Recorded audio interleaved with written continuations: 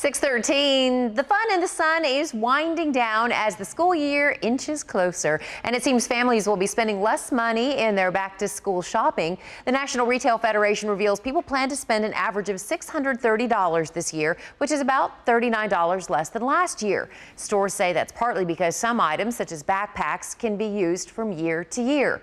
Shoppers also say they won't be hitting the stores anytime soon. 1 in 3 admit they're going to wait a week or two before classes start because they want to score those last-minute deals.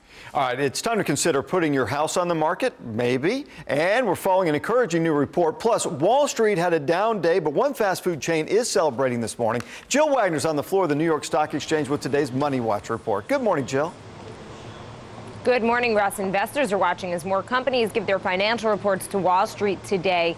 Yesterday, the Dow lost 68 points. The Nasdaq finished 36 points lower. Chipotle stock is soaring because the fast food chain says so far customers have been willing to pay higher prices for burritos and other favorites. Chipotle raised prices by an average of 6% last year to help make up for higher costs for dairy and meat. Doctors are calling out the pharmaceutical industry over the soaring price of cancer drugs. More than 100 oncologists from across the United States published an editorial in Mayo Clinic's medical journal. They say patients can't afford the medicines. New drugs average about $100,000 a year. Pharmaceutical companies, though, they say research and development costs money. And home prices hit a new record high in June. Data from the National Association of Realtors shows that the median sale price climbed to $236,000, jumping past its previous record set back in 2006 before the housing bubble. So some good news there, Russ. Yeah, and certainly houses seem to be selling fast here in the Dallas-Fort Worth Metroplex. Also, Jill, onto the world of footwear now. And we hear that the classic Chuck Taylor Converse, this is one of our production person's shoes, Omar. He's not only has one shoe on, but that they're getting a little more comfortable. Omar might like that.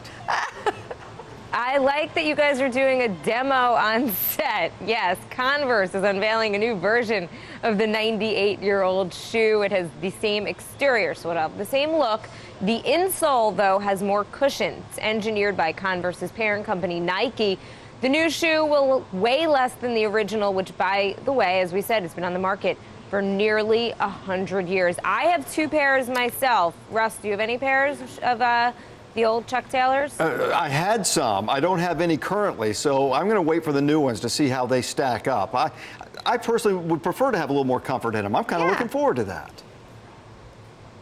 Yeah, they used to be worn for NBA players would wear them for basketball, which is pretty incredible. Way back in the day, that was about all. How far those sneakers have come. That's about all they had to offer, no doubt about it. All right, Jill, thank you so much. We'll see you tomorrow.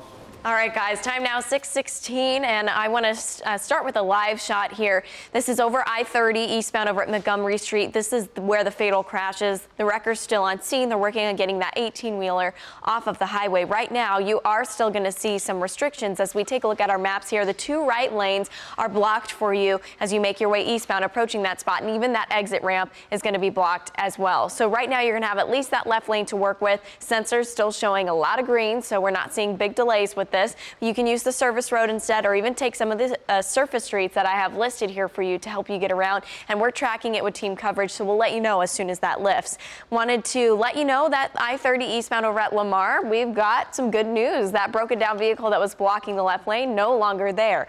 Now we have a new wreck to deal with. 35E southbound, the off-ramp to FM 2181. Right lane is blocked as of right now, and same story with the exit ramp there. A car ran into a barrier. We're working on getting more details on this here, but maybe something else that you could try as you're using the through lanes, because you could still get by.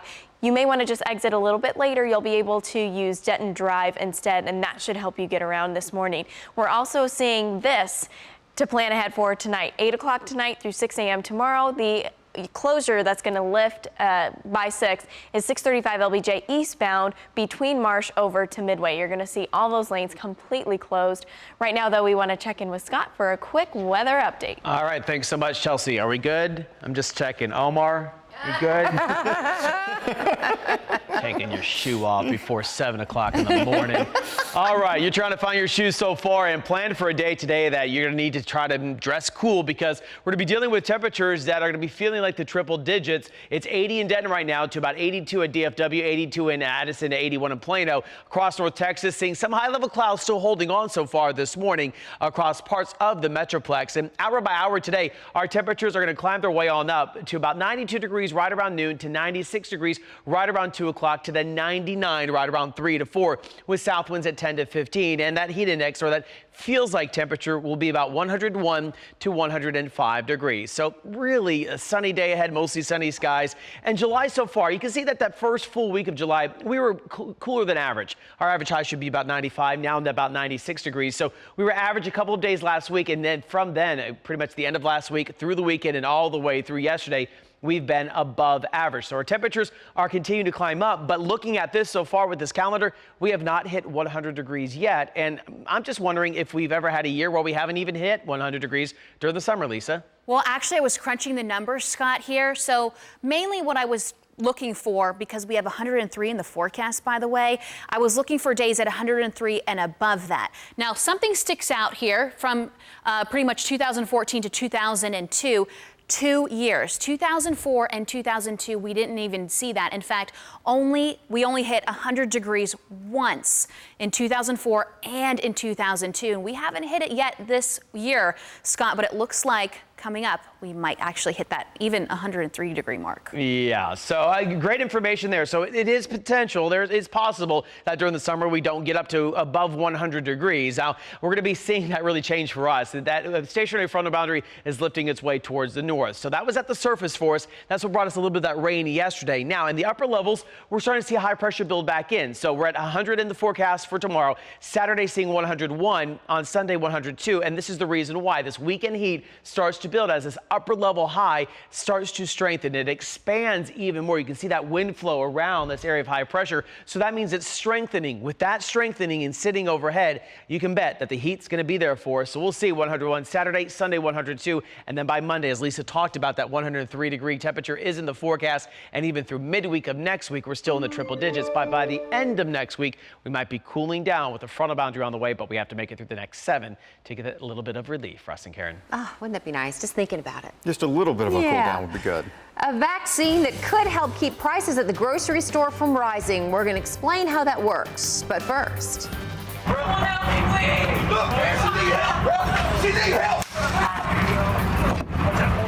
Caught on camera, a North Texas police officer tasing a man coming up what the police department plans to do today about the case. You're watching CBS 11 News as we head to the break now at 6:21. Tonight's primetime lineup that you'll see on CBS. We'll be right back. Math, science, history, unraveling the mystery that all started with a big bang. Since the dawn of